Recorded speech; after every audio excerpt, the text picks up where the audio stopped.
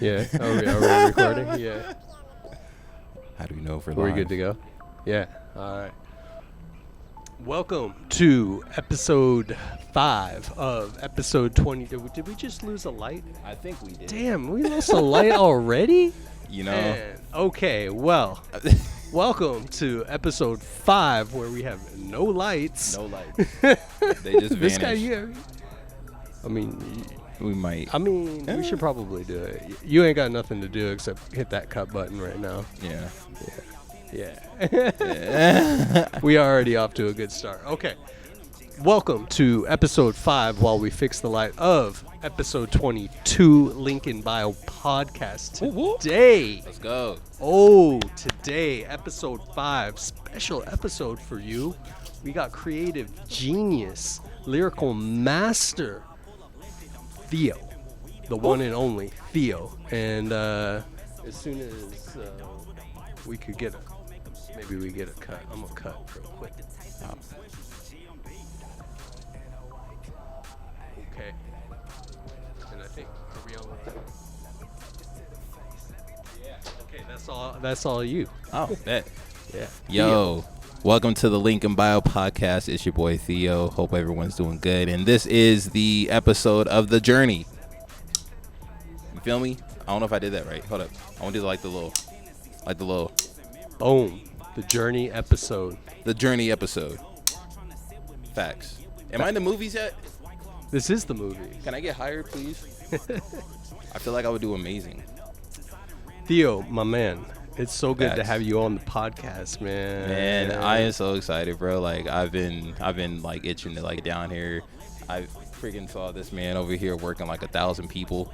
You know what I'm saying? Always. You guys both always working, man. Keep this up. I'm so excited to be here. Like it's so dope to see because like I've seen so much content in here that's been like created before, even some content that I've done, you know, with Seriously with you. So I mean, you've made a couple of rap videos in here. Yeah, a couple in this things, studio. a little show, you know what I'm saying? Show nice, some slight for the people, you know. That's that guy Kevin Seriously for those who don't know, you know. That's right. Yeah, this is Searcy's podcast. My name's Dax. Art Haven Studios, that's where we're at. Yes. I'm subbing in today because Theo's my boy. I wanted to do this interview. Searcy, gracious enough to let me take over for this episode, be the host. Shout out to Seriously. Shout out to Searcy. We got Searcy on the camera. Of course, right now he's on the lights.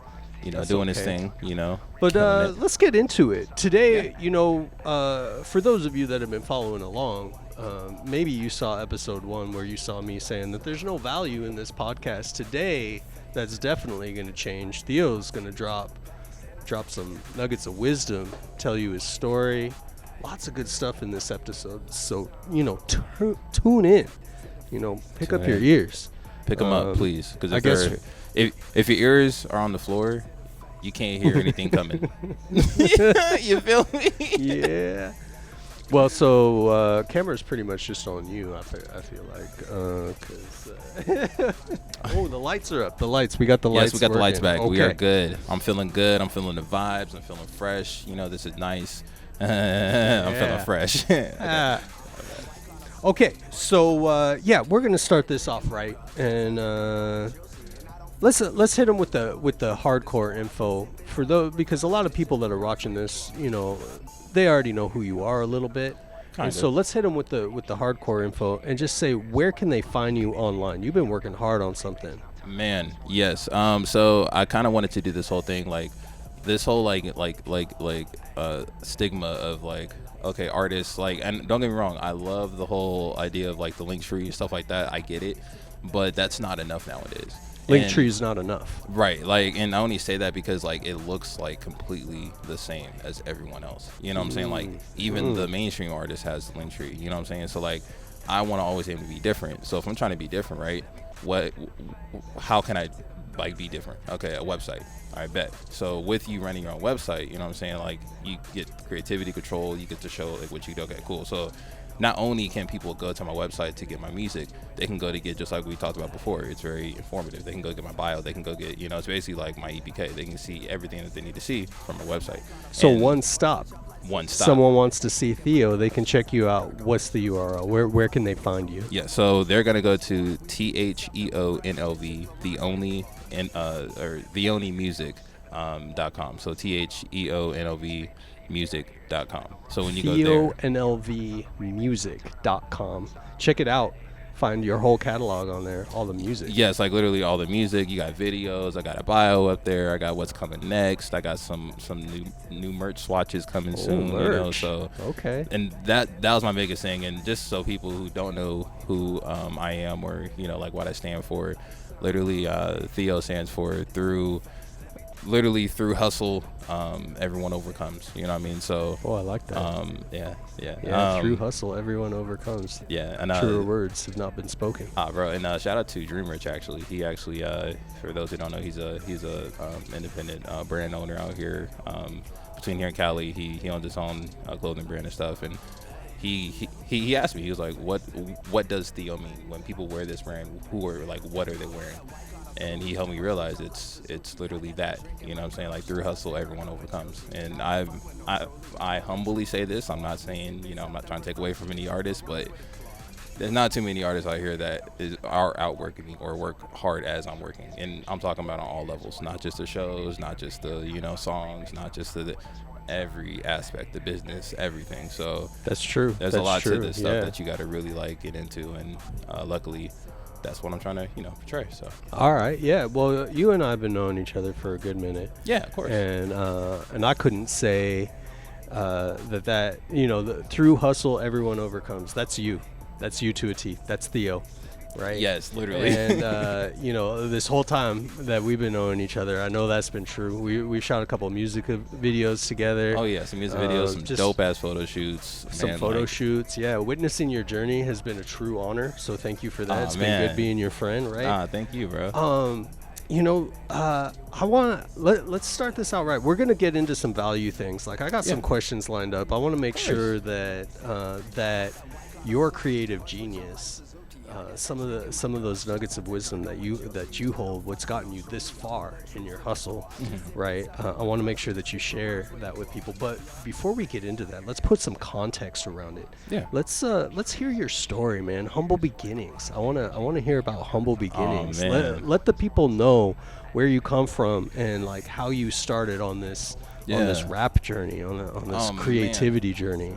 So you guys are actually the first people to really get this story. Lay it on us. Very, very honored to share it with you. Just because I try not to hold anything back in my music and who I am in my artistry. So I'm not going to do that with like these podcasts and these interviews. Like that's not what I do. The truth. Y'all gonna get the truth. God damn it. Oh. Now so started about 10 years ago.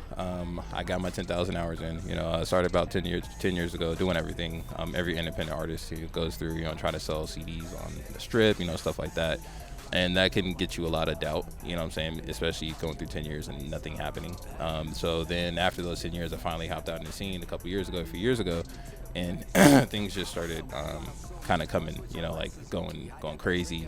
And, so let me get this straight. So you started writing lyrics, writing rap songs 10 years ago, but you said you just hopped on the scene maybe 3-4 years ago? Correct, yeah. So about 10 years ago, I was doing a whole bunch of I'm talking, my catalog is extensive. I'm talking like I've done like 300 singles. 300 singles? Yeah, bro. Oh my God. it gets crazy. Now, I'm not going to say all of those were like crazy ass songs, but like I was able to really like hit on a lot of topics and get, and find my sound with that, like doing that much. So when I had that much music, I was like, okay, so if I have like basically like a 10,000 hour thing, so like now it's a thing of I honed in on the craft and I studied what I needed to study, like studied up on the double entendres, triple entendres, I had a very bad speech impediment when I was younger, so to get rid of it, my mom, my Dukes would actually have me read poetry out loud.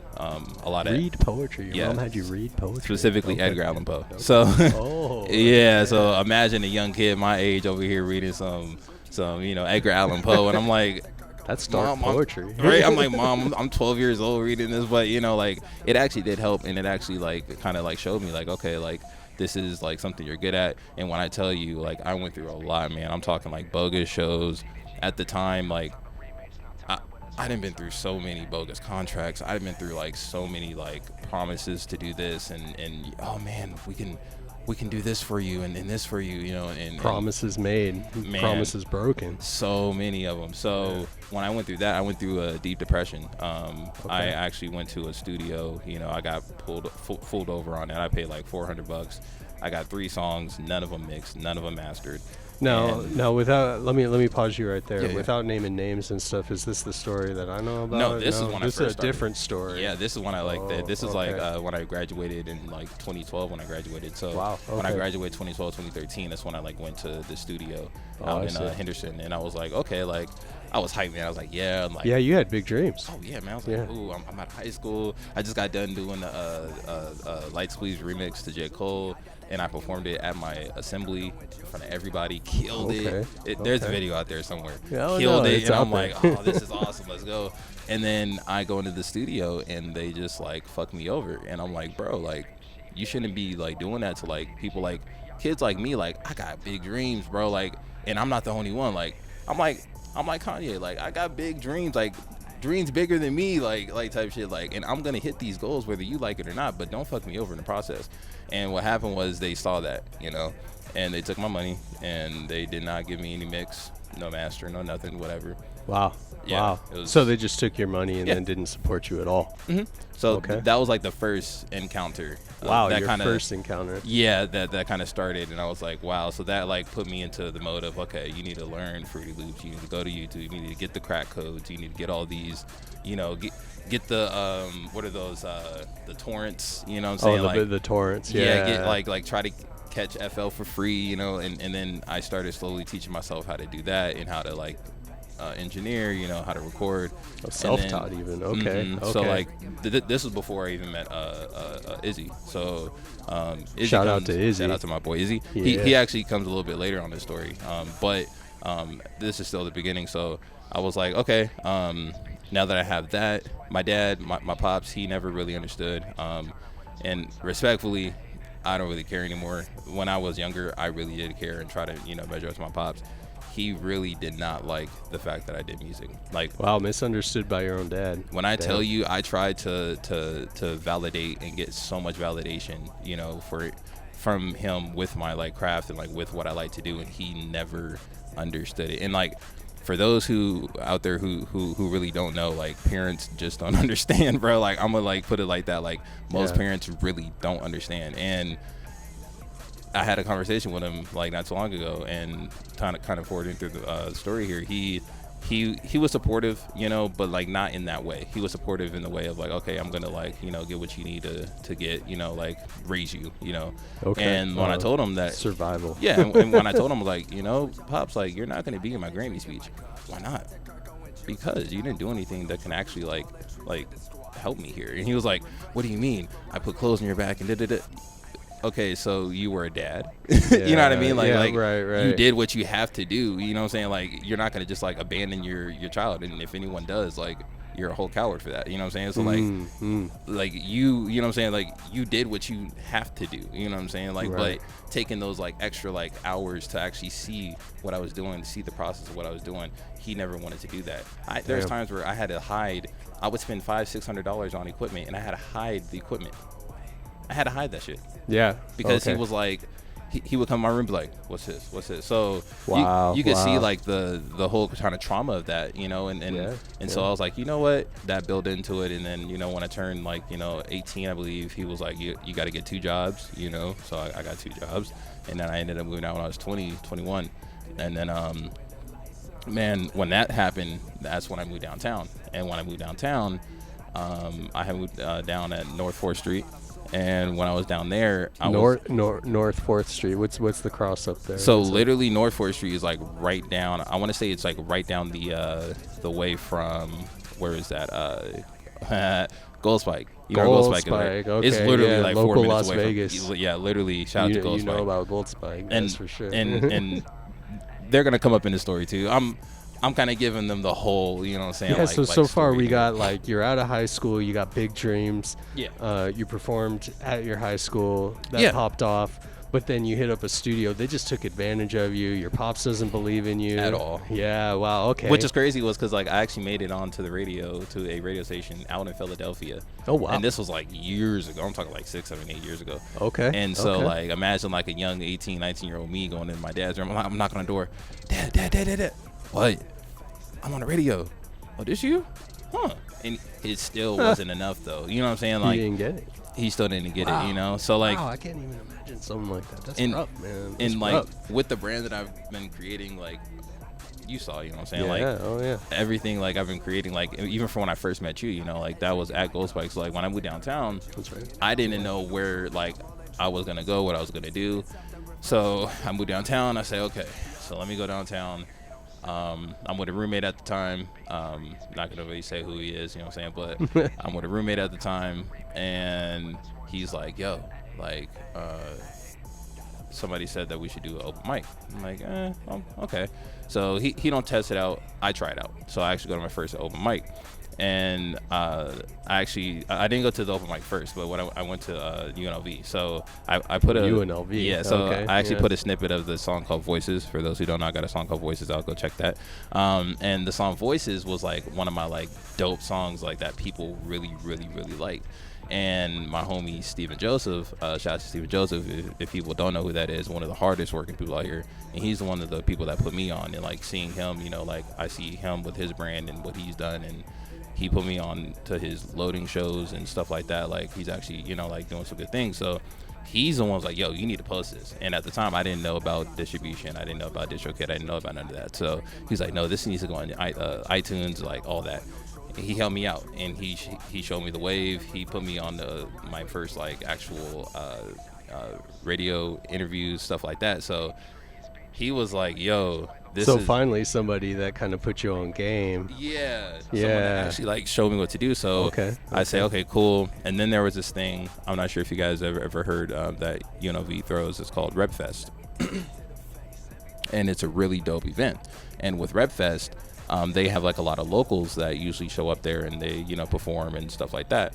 And what I really like about RepFest is that it's a lot of like of the college scene, you know, like a lot of like the locals and stuff like that. So when I had RepFest hit me up, I was like, okay, cool. I wasn't a part of it yet. Oh, thank you, man. So when I went to go check it out, RepFest was looking really nice, and I was like, okay, this is dope. So I see Steven Joseph there, and I was like, oh, that's my boy, what's up? Yeah, that's you know, boy. and he's like, hey, bro, I gotta go do an interview. He was like, this is so-and-so, this is so-and-so, this is Theo, he's an artist, this is interviewer, mingle, I'll be back.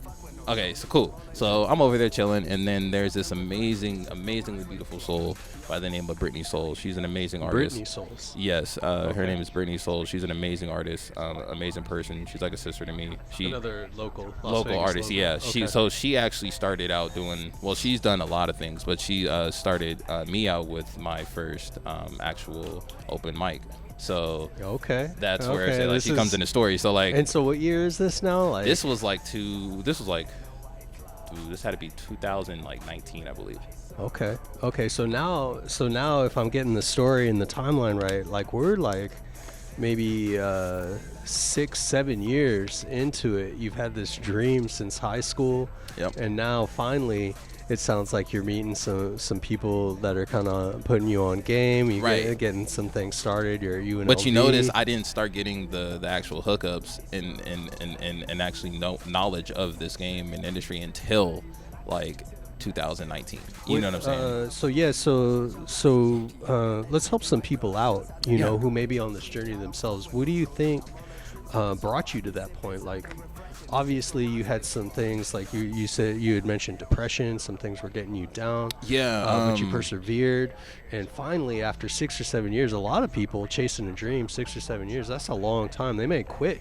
What kept you going? So what's crazy is I'm gonna be 100 with you, and I'm gonna keep it 100 stacks for anybody out there that says that any artist is like, oh man, like you can never quit, man, like don't give up on your dreams. Yeah, don't give up. You're gonna quit. There's gonna be times where you're gonna want to quit, and I'm as honest as anyone could be. I'm as honest as a 3-year-old kid. This is one of the hardest things is finding deep down in yourself to say, I'm going to keep going, even when other people, and it's not just the people, it's the environment, it's the energy that you go to certain places, like it's the universe, like just throwing a bunch of just like stuff at you, and you're like, bro, I can't take this. Like you know predatory what I mean? Like, studios, yeah, like trying to just take advantage of kids. Studios, you know what I'm saying? Yeah. Just like people in general, promoters, nasty, grimy promoters, you know what I'm saying? Like I've dealt with it all, you know, like label owners and people who say that they're label owners, but they're really not, you know, like, and I've dealt with it all, and it's just such a hard thing to actually like overcome. And like I definitely went through a depression mode, and at that point it was like I was going through a lot, man. I had just found out I was adopted. I had just found it was like a whole bunch of stuff. Wow. Yeah, so that's why late. I say, yeah. That's late to be finding that out. Yeah, so that's like a bomb. That's a bombshell. Yeah, when I was like, I think I was like, how old was I? I think I was like I think it was like 18, maybe 17 when I found out that I was adopted. But I always kind of knew, you know, and it wasn't a huge thing. It was just that that's a lot for a kid, you know. So I'm going through that, you know what I'm saying. And then I was just going through this whole thing of like, no one likes my music. Like I was making I had one sound at the time. I was making a bunch of J. Cole shit, and like, don't get me wrong, I love J. Cole, like, but I was sounding like J. Cole and Drake, and like people were like, yo, can you make anything else? You know what I mean? And then like they're like, nah, this shit is whack, bro. Like, turn this shit off. So I went through a whole depression where I was like, you know what, I'm done. So like for 3-4 years I was gone. Like I wasn't doing nothing. So we're talking 6-7 years into it, and you finally start meeting the right people. But what you're saying is you did quit in the middle of that. So what woke you back up? Like what made you start again? Like what was it? What sparked it? I think it was actually me getting more in tune with what I loved, you know, and finding out like what I loved, you know, and I would slowly find myself like when I didn't have my equipment, I wasn't thinking about music. Obviously, I wasn't trying to do it. When I finally got my equipment again, I said, you know what, fuck it. I mean, it's a speaker. Let me go get a couple speakers. Well, I got a couple speakers. Let me go get the interface. Let me go get the microphone. Let me get the computer. Equipment's expensive, man. Yeah, so like, I like slightly kept telling myself like, you know what? Okay, well, let me just go get this. Let me just go get it. And then eventually, when I was like, okay, I have the setup now.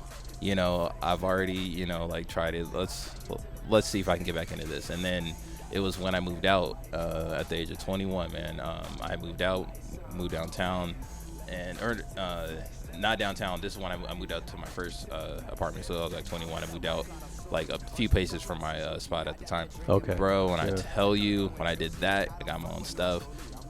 It just came back, and I just started just like getting extremely like inspired. I'm talking like when you have all the whole setup to your disposal, like you're sitting there like you are madly inspired. So I was just like, every day I would wake up, I'm like going on beat hunts, and you know, like I look for stuff, and then like the hunger start coming back. And then what said it was my pops had said something to me. I forgot what we fought about, and I locked myself in my room for in my like room or my house for like a cool month and a half. Wow. Now obviously, you know, like I, you know, went out to work and stuff, but I didn't talk to nobody. I wasn't doing no social events. I wasn't going out hanging out with the homies. I wasn't smoking nothing at the time. I was literally just in my room mixing the shit out of this music that my dad just pissed me off. I was like, wow, I'm gonna show you, bro. So after those 3-4 years of me, you know what I'm saying, like just staying low and getting depressed, he said something and that sparked it in me. I was like, you know what, let's go. That's crazy what you just hit on right there. Like so many people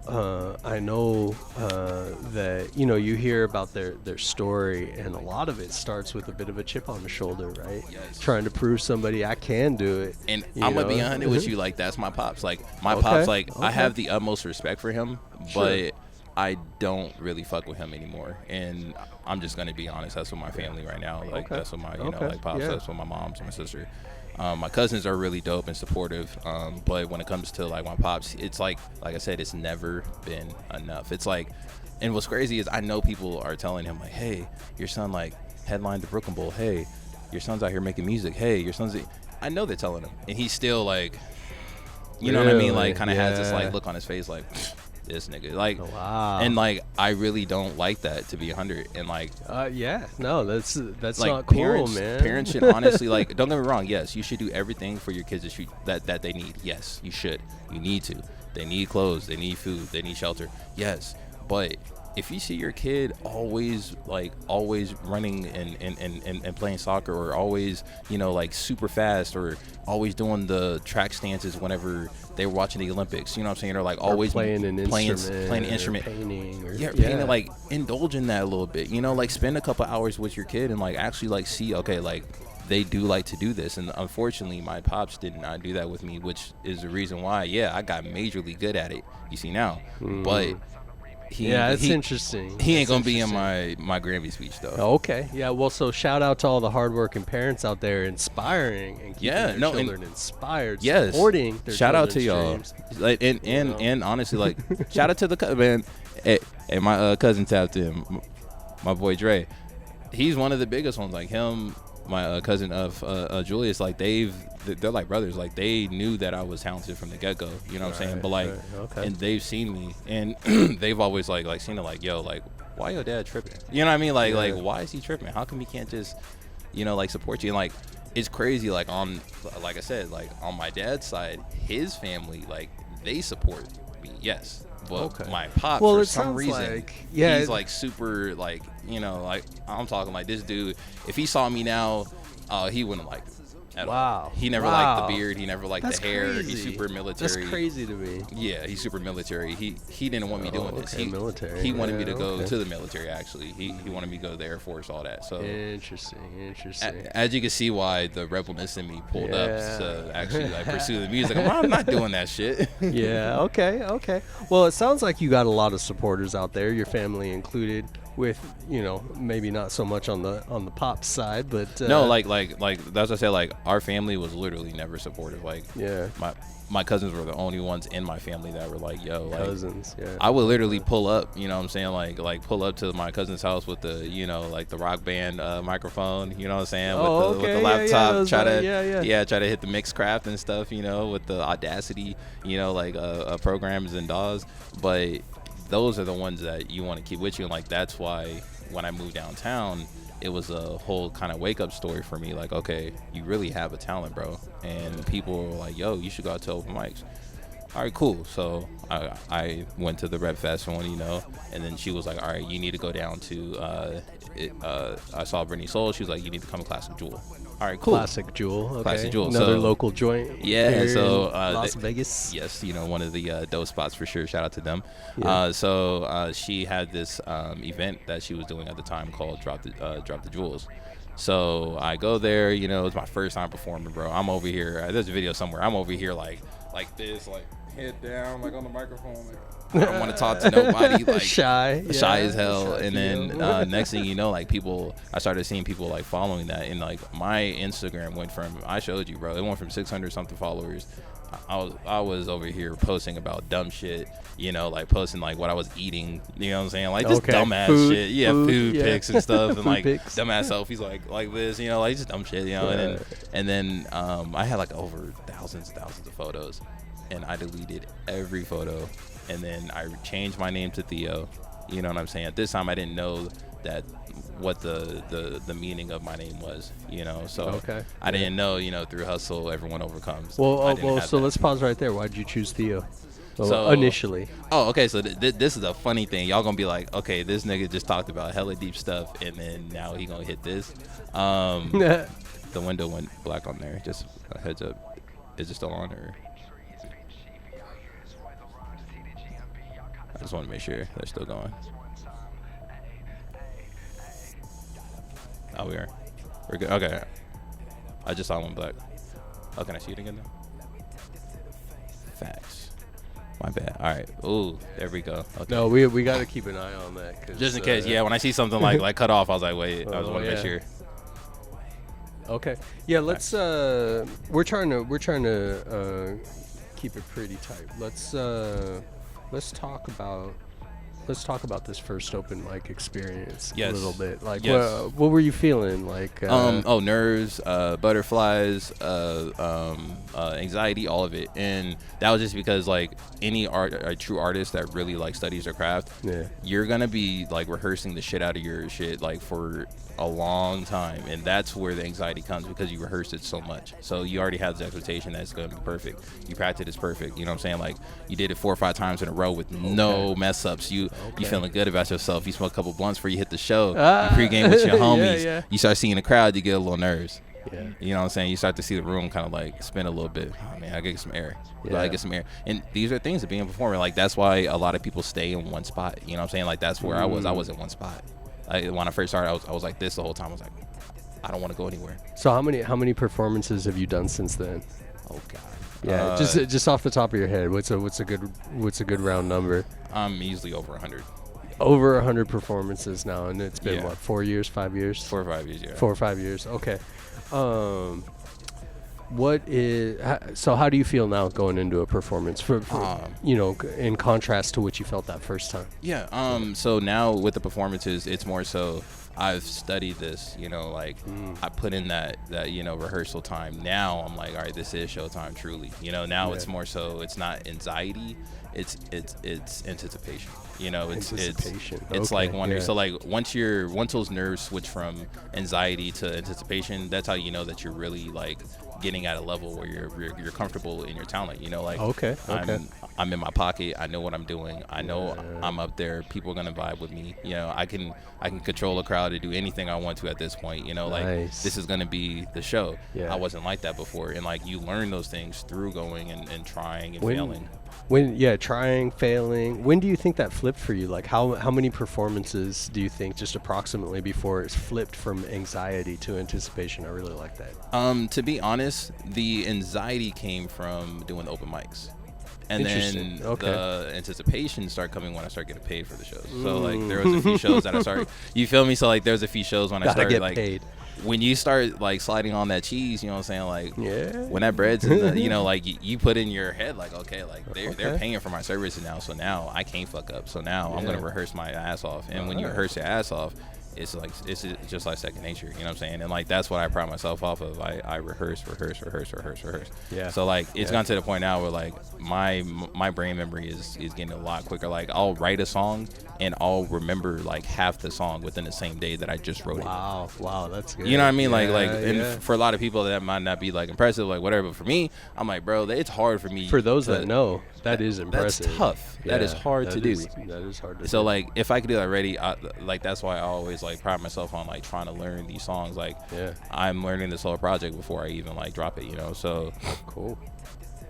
Well, let's that's some good knowledge. There's a really interesting story too, battling depression. I know you didn't say it, but there's an element for when you were out there on your own, hit a couple of rough times. So I was definitely on the homeless side, man. Homeless. I wasn't. So many people, I feel like they don't understand the terminology. So when people say like, straighten it out for them. When people say homeless, you know what I'm saying? People think that, they were dead broke. They ain't got nothing. They were like sleeping on the streets. That is not home. That's a whole nother level. You know what I'm saying? Like homeless is literally what it means. Homeless. I didn't have a home. Okay. I was, hopping around couch to couch, but the story on that, just real quick, fast forward now, back from the beginning of the podcast, and shout out to y'all, man. It's been amazing just like vibing and like just talking with y'all, man. Yeah. So now I am, the COVID happened, you know what I'm saying? So we're going to call it the COVID, that happened. And when that happened, obviously that shook up everything. And so, I'm not going to say the full, thing, but I definitely landed in my spot where I didn't have a home, and I was like, I was shook. I was like, bro. And for any artist out there that's gone through it, you know what I'm saying? Like, you understand it's not easy when you're going through shit like that, when you don't have a home to lay down your head. You don't have a car. You don't have, like constant food. You don't have, constant flow of money. It's hard for you to bathroom. It's just a whole bunch of stuff and I'm a hygiene guy. Like I love hygiene. Like, so for those, like times where I wasn't able to take a shower every day. Oh, when I got the chance to take the shower, oh man, I was taking like 20 showers almost in a week type shit when I finally got my spot, And so you're homeless. Are you still performing during this time? Yes, too? I was still performing. Wow. I was still doing everything that I could do. That's crazy. Right. So like that goes to the whole branding thing, right? So like with the whole Theo brand, people don't care what you're doing, you know. Like unfortunately, the hard truth about it, and this is what I had to get in my head, people don't give a fuck. They really do not care what you're doing. Let's repeat that. Yeah. We even got seriously laughing. On that one. I'm sorry. So this is the true value. This is probably the most value you're gonna get out of this podcast. Yes. Repeat it one more time. Big facts. Like the hard truth that people have to get in their head is that no matter how much people say things, people just say shit to like to ease you into, you know, feeling comfortable. Okay. But the whole deep rooted part of it, they really do not care. They don't care about people. You. Don't care. They don't give a fuck about what you're going through. Damn. You could be going through a whole, bro. And I had to learn that. Like, there's people that would tell me, like, hey, if you need, and that's why a lot of y'all should stop telling people, like, yo, if you ever need anything, let me know. No, you don't mean that. You don't mean that. Yeah. Do not tell people that, because there are some people that will take that to heart and be like, you know what? All right, bet. And then when they reach out, they're like, oh, my bad, bro. You know what I'm saying? Like, no, like just don't have that expectation already set for people that they're not going to care. Don't get mad about it. Just have that expectation, like they're really not going to care. It's just the cold hard truth. It's the cold hard truth. People don't give a fuck. Like they're literally tuned in. Everyone, I had got this great piece of advice when I was like coming up in the sales world. Everyone said, they were like, yo, everyone's tuned in to the same radio station, WIIFM. What's in it for me? Yeah. Everyone's tuned into the same radio station. Shit. What is in it for me? They don't give a fuck about what you're going through. They want to know, okay, at the end of this conversation, what is in it for me? Oh, okay, so you want to pay me to come do your show? Bet. I get money out of it? Okay, cool. That's all I needed to know. That's what people really are about. So people don't give a shit about you. At all. In the immortal words of Izzy. And the fuck you pay me. Fuck you pay me. In the words of my boy Izzy, Isidore, my nigga. Fuck you pay me, bro. Like that's literally the mentality that I've had. And I hate to say it, but like you have to get that mentality in your head, because like now that I know that people don't care, I don't have that expectation. Okay. Now it's like, okay, bro, you are the only one that's got to have your back. Yeah. You know what I'm saying? Like when Searcy wakes up in the morning, you are the one that, you know what I'm saying, like puts on your pants. You're the one that put that hits that start up that car to go to your job. You know what I'm saying? Like you supply everything for you. You know, at the end of the day, we have to do for ourselves. Now, when we come together and do awesome shit like this and like do events and stuff like that, like that's what makes life awesome too. But when you're going through shit and going through times, then I went through that point where I was like, damn, like I really don't have anybody. And like, it's not that I was looking for anybody. It's just that, of course, at that time, like if you ain't got nobody, bro, of course you're gonna feel lonely. Like, damn, I ain't got nobody. So luckily, this dude, you know, Boom Biggie, he shout out to him, one of the dopest cats that I ever met in the city when it comes to just being a dope individual. Like he could rap his ass off, but when I say like he's a dope human, he told me, he was like, bro, I don't care what you're going through. Like I understand, you know, come through, do what you got to do, get back on your feet. He told me straight up. He asked me that one of the main questions. He was like, "How are you mentally though? Like, how are you doing like with your music?" I was like, "What do you mean?" He was like, "Have you recorded anything?" Or like, he was like, "I have a studio set up, so like when you're here, you can, you know." He was like, "But you need to be like creating and getting creative." And I was like, "Okay, whatever." You know, months later, I'm making all this music. You know, I'm performing, I'm practicing, I'm doing all this stuff. So I'm still homeless, but I'm like couch surfing on his couch, which is still cool. You know, it's way better than what I was, you know, before. Like I'm talking like I was on the floor of one of my homies. So hard times got you even more creative. Right. Like that's inspiring. To find creativity in times of depression and in times of, you know, all that stuff. That's hard, bro. And like for some reason it just came, and I was like, okay, cool. And then that's when that's why I say Boom is like one of those like pushers. Like he always pushed me, and even one of those times where I was like, I don't know what to do, I don't have a job, you know, bro, it's cool, we'll figure it out. But you need to keep creating, you know. And so he kept that in my head and kept me going, you know what I'm saying. So fast forward a little bit, you know what I'm saying, I finally, you know, make it past the struggle, you know what I'm saying. I finally get a better job, everything going good. I get my own spot now. So now I'm out there, living in Henderson, having fun, whatever. Nice. I decided to call, you know, my pops and my mom's, you know, at the time, and reconnect with the kind family. of reconnect with the family after I gone through my thing. I tried. Yeah. And Pops, he you know, tells me how he's like proud of me and everything, and then he tells me the real reason why my mom didn't help me when I was homeless. Kind of back kind of backtrack my bad. My moms did not help me when I had reached out. Now I'm not a huge person on reaching out when you're going through shit, but like sometimes you really, you got to do what you got to do. So I reached out to her, and she saw a picture of me on social media, and it looked like I was high. So she assumed I was doing mad drugs, and she didn't want that. Yeah, didn't think about, maybe I should like talk to my son. Maybe I should ask him. Maybe I should see if he's like. Nah, she assumed, and since she assumed, she hit my dad and told my dad that, and then my dad was like, okay. So by the time I reached out to him, I was like, yo, I need help. He was like, oh, nah.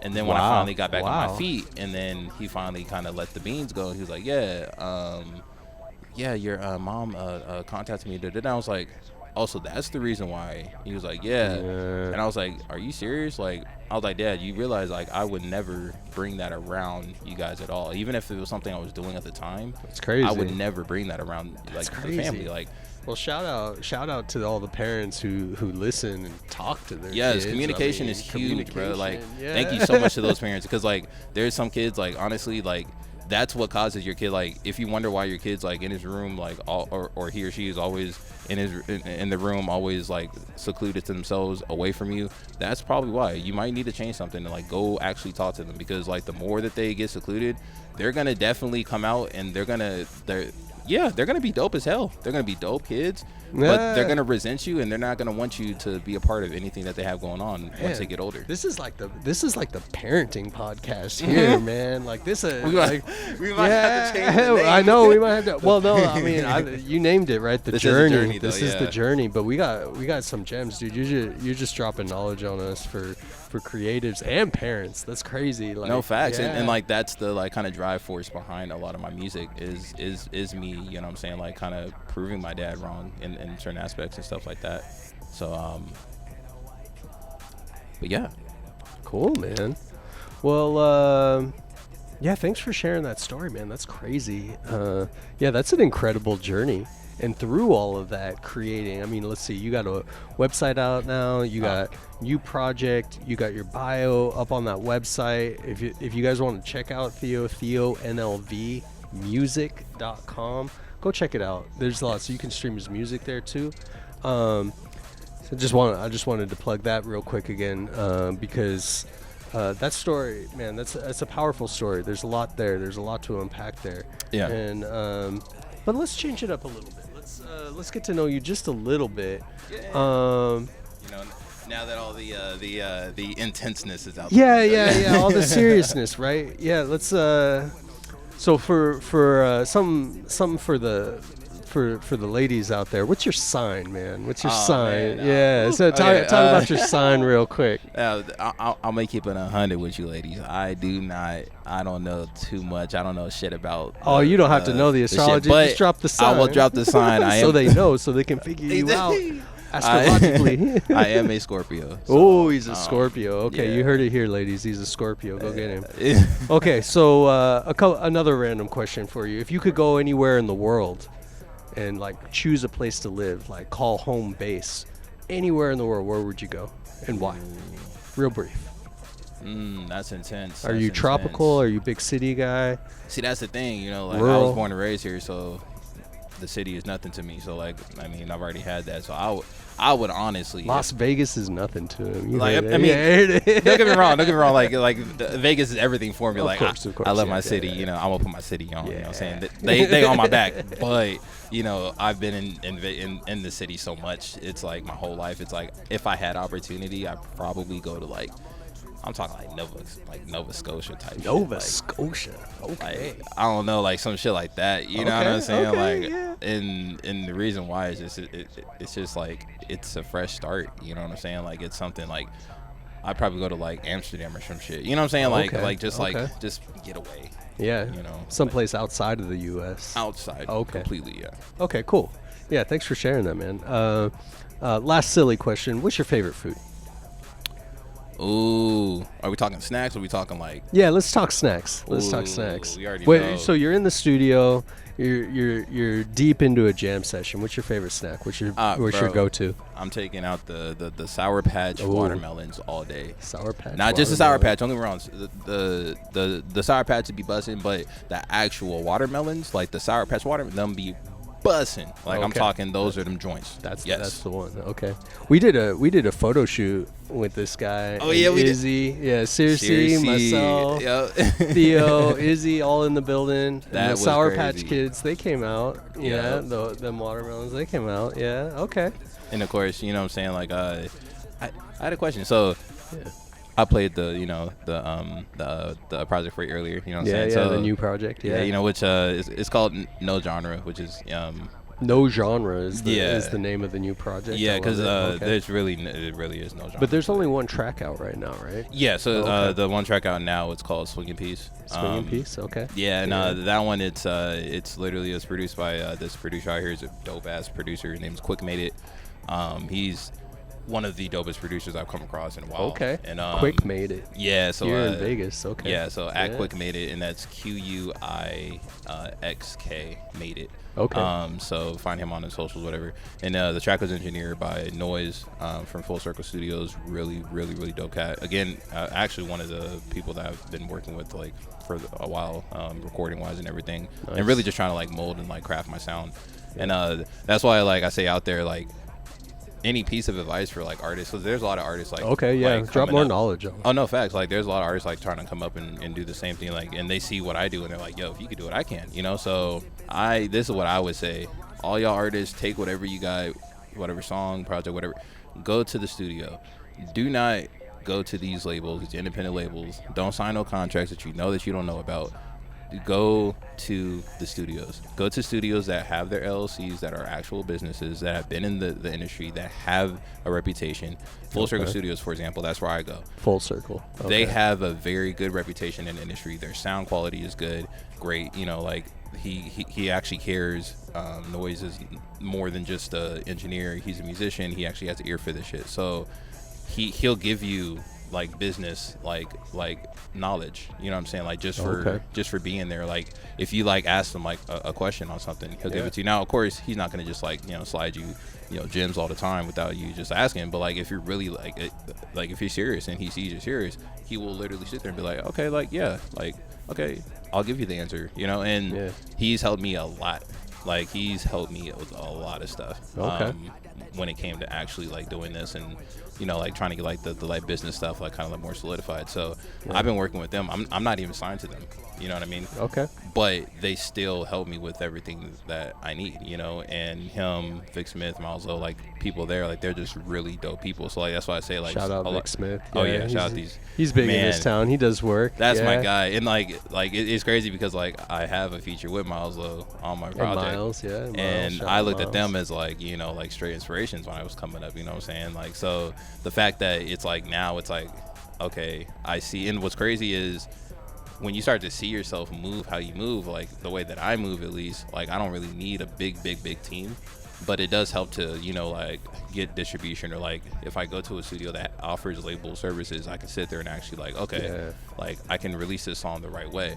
And that's why I recommend that y'all go to these studios, because when you go to these studios, you build a reputation, you build a relationship, and then even the plus side of things, like think about it, you make dope ass music and it stays on that, you know, like in their database, you know what I mean? So like they're always going to be listening to your music, like when people come through to the studio. And I know this because I am an engineer myself, so when I have dope music and of artists that I'm working with and people are coming around, I'm playing it for them all the time, and people are asking all the time, who's that? So like there's a lot of benefits from doing that, you know. But that's why I would say if you're first starting, two things you got to do: definitely go to studios and definitely tie up your music. Get the publishing straight. You know, any song that you're planning on release, make sure that BMI, ASCAP, one of those. BMI, ASCAP. I use BMI. So like for example, Swinging Piece, that is all tied up under my publishing. Now, since I'm the only writer, I write all my music. I've never had a writer, nothing like that. I've always written for other people, but I'm the writer. Like I don't need anyone to write for me. I want to make sure that I'm getting paid for that, right? So on the back end, you want to make sure that your BMI is good. So for Swinging Piece, the BMI on that is good. So if we actually go and let's say when the actual thing blows up, you know what I mean? Let's say when the actual song blows up, I'm not only going to get paid for those streams, you know, through the distributor that I use, but I'm also getting paid 100% for the publishing, for the credits, for the writing. So make sure your publishing's on point. Yes, because you get paid for that stuff. Studios, make your connections. Learn from other people who are doing the other aspects of the work. Yeah. And the biggest thing is to figure out why you're doing this, and to also be very genuine. Just the way you move, I like that. Your business, be genuine. You know, be a shark. Yeah, like don't let nobody, you know, like step over you. Like know your business, but be very genuine. Because when you're genuine, like people want to do business with genuine people. Like they don't want to work with someone who's snaky. You know, people want to do business with genuine people. That's one of those things that's not really spoken about all that often. Being congruent, but in order to be congruent, you got to understand why you're doing what you're doing. Right. Okay. I like that. Yeah. Thanks. More knowledge, man. Yeah. More knowledge. No, of course. This episode is extremely informative. So much value here. Thank you. No, of course. So yeah, let's put a bow on this. Let's wrap it up. Anything else you want to share with people? Like anything, you know, that you wish I had asked you during this? I wish we had more time, you know. Yeah, like there's so much there, and you're dropping so much knowledge on us, you know. No. Honestly, all I can say is, man, for anyone, just have fun. You know what I'm saying? Like have fun and be genuine. And like once you're genuine and you're having fun, like that's why a lot of people will tell me, like, bro, like you make this look easy. It ain't. You know what I'm saying? But like, you know, like you don't need all these big teams and labels to get behind your back. Everything that you guys see, from my website, from my content, from how my page looks, to literally everything, the marketing, it's all me. You know what I'm saying? Like wow. I'm talking, I just learned Photoshop 3 days ago, and I'm over here making NFTs and stuff for the project, and you know, like my own covers and stuff, and you know, so like, well, that creative spirit you got, you know, that you're a force, man. You're a creative force. It's not just in the rap music; it's in all the creativity. Yeah, no, thank you, man. No, it's true. Yeah. But you are too, man. Like you show me like that. Appreciate a lot of the stuff that you need can be done from your phone. You know, like I use Photoshop Express. It's still Photoshop, but I use Photo. And the reason why is because obviously there's a quality thing with Photoshop, you know, in the industry. And like that's one thing that some people got to learn too. Yeah, you have to know what like the. Okay, so if you're trying to get into the music industry, right? Okay, what do they use? Like, okay, they're always using Adobe Audition, or they're always using FL Studio. Let me get FL Studio. You know what I mean? Like, okay. What are the photographers and stuff always using, or like the people who make these dope covers? Well, they have Photoshop. Okay, let me learn Photoshop. And like that's what I had to do. I was trying to do the cutout stuff for ages, bro. Remember, I had told you, and this was like a long time ago. I brought you the idea, and I was like, bro, I want my page to like this, and I didn't know how to do it. Now I know how to set it up. I was like, oh, it was that easy. Oh, facts. But you know, like, and that's what I say, man. Look, shout out to this artist out here. Her name is Amy Divine. Really, Divine. Super dope ass artist. She even told me, she was like, yo, like when I was homeless is when I had met her. So she was like, yo, like keep learning and learning, and like that's keep what learning. Yeah, that's what that's very important to keep learning. And like honestly, anyone out there, you got YouTube University, bro. Like you can learn. University. Shout out to Amy. She honestly, she said that that's raw facts. YouTube right University. University. I saw this podcast with Amy on it, and she said that she's a lot of stuff that she does was like through YouTube University. It's like, the truth. I mean, that's I gotta give it up to YouTube University. That's how a lot of what I know. That's where that came from. Big facts. You know, this podcast, Searcyproductions. Hey. Yeah, YouTube University. Our Haven Studios, YouTube University. Man, hey, I didn't like check the how to engineer from there. I didn't check how to cook. Like, I love to cook. You know what I'm saying? So like, I love to like how find to cook. Like, well, not how to cook, University. but like how to cook new things. You know, like for example, like if you're pie. Like, ooh, I'm not I'm not a pie person. Yeah. I'm more of a cheesecake person. Okay, cheesecake. Yeah. I like cheesecake. We'll have to bring some cheesecake on one of these episodes. I thought about bringing one. I was like, Yeah, we could. It could have been the cheesecake episode. We got a pie episode with Benny. Yeah, See, Benny I thought that. Shout out to Benny, man. Yeah, that's shout my out to guy, Benny. bro. Yeah, Like, that's the homie. Like, honestly, like, there's like a handful of you guys that are like really like. And what's crazy is that's why I pull from inspiration from all lines of the business, not just. So that's interesting, right? You know, it's like you, because you're a self-starter, you're a hustler, right? Of course. And through hustle, overcome everything, right? Yeah, that's you already got it. That's the mantra. Big facts, right? And at the same time, you know, rising tide lifts all boats, right? So you find your team, you find the right people to work with, and it sounds like you're well on your way to be doing that. So yeah, thank you for sharing your story with us today, man. And so much knowledge dropped on us for pretty much just being an entrepreneur, being a creative. Yeah, you know, going through things that we all go through. I'm sorry, I just got this from DJ Tiptoe, my homie. He said say DJ cheesecake Tim is a pie. Actually, is that a thing? Yeah, maybe. Well, shout out to DJ Tim Tones. I'm wearing his one of his custom bandanas right now. Shout out to Tiptoe. Yeah. Okay, so my thing, no, that can't be. It is? Is it? But it don't taste like it though. So a cheesecake? No, it's got cake in the name. Audience, y'all. It's got cake. We need to settle this. We need to settle this. We need like a thing and like one of these things or whatever. Look, cheesecake, pie. Okay, which one? We need to know. Like, is cheesecake considered a pie? Is it? Is cheesecake considered a pie? I don't know. We need to know. We need to know. We're gonna comments. Yeah, all that. yeah. You know what I'm saying? After this, link is in the bio. Cheesecake considered a pie? Because like leave when it I in eat, the comments. When I eat cheesecake, the texture, it does not remind me of like a like the breaded pie, like the like you cut in, you got the breaded pie. Like it doesn't. It reminds me of a cake almost. Yeah. Yeah, but so is cake though. Crusted cake. There's a whole bunch of cakes. I don't know, man. It says cake in the name, cheesecake. That's probably for another episode. Pie. That's probably for another episode. Yeah, we're gonna have to figure that one out. Anyways, well, Theo, man, it's been so great having you on the show. Episode 5 of episode 22, Link in Bio podcast. Like, share, subscribe, bell notifications. You know what to do. It's 2022. Stop messing around, man. Link in Bio podcast, man. Right? You know what the fuck it is. Get on this. If you're local Las Vegas, you're a business, you want to be on the podcast, you know, get a commercial on here. By the way, actually tap it. Please actually, like, artists tap in with these people. And make sure when you tapping in, it's on some professional shit, too. Because, like, I have to say this, and this is just for something that I learned myself.